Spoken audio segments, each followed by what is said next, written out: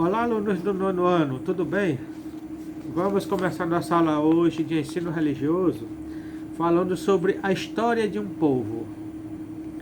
Então vamos analisar como se constrói a história de um povo. Não é fácil o processo de construção da história e da identidade de um povo, mas se consegue. Muita gente pensa que fazer a história de um povo é coisa que só se diz respeito aos governantes, aos grandes generais, àquelas pessoas cujos nomes a gente estuda séculos depois nos livros. Mas não é assim. A história de um povo é construída no dia a dia, através da fé, da crença, dos princípios, dos valores. Então vamos ver aqui um exemplo da construção da história do povo. Em 1992, os jovens foram às ruas para exigir que se tomasse providências diante da situação gritante de corrupção que envergonhava o país, o Brasil. E todos os jornais falaram a presença da juventude mudando os rumos da história. Aquele tempo era um escândalo. O Brasil, um dos principais países corruptos do mundo. E os jovens foram para as ruas pedir mudanças. E realmente eles conseguiram. Anos depois eles conseguiram. Mas sempre existe aqueles que ignoram e preferem dizer que as decisões não tem nada a ver com eles, que tem que ser os políticos que tem que tomar decisões, tem que mudar as coisas. Como, por exemplo, os jovens só tem que estudar, os políticos é que resolvem os assuntos do país. Não. Outros dizem assim, não gosto de ouvir falar dessas coisas, é uma sujeira só, mas você faz parte, vocês têm que limpar essa sujeira. Então, é interessante a participação de todos, como cidadão, como pessoas de fé, pessoas de Deus. A política se refere ao poder, quer compreender da luta ou por conquista, manutenção e expansão, que as instituições por meio das quais elas se exercem, ou reflexão sobre a origem, é a estrutura, a razão de ser. A política é isso. O povo precisa de um líder e escolhe esse líder para dirigir os destinos da nação. Mas se esse líder não corresponde às expectativas do povo, o povo pode trocá-lo, retirá-lo e colocar outro. O povo é o poder. O povo tem o poder nas mãos, é o que decide.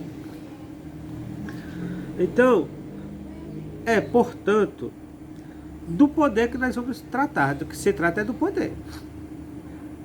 Poder para quê?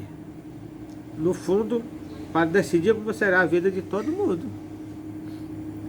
Toda vez que alguém diz que não se interessa pela política, de fato está se desinteressada da própria vida, porque não há setor que não seja afetada, desde a roupa que você veste até a profissão que você tem e as condições de vida que você leva. Tudo é decisões políticas. Então vamos analisar. Por outro lado, a política não é só o que acontece nos escalões do governo.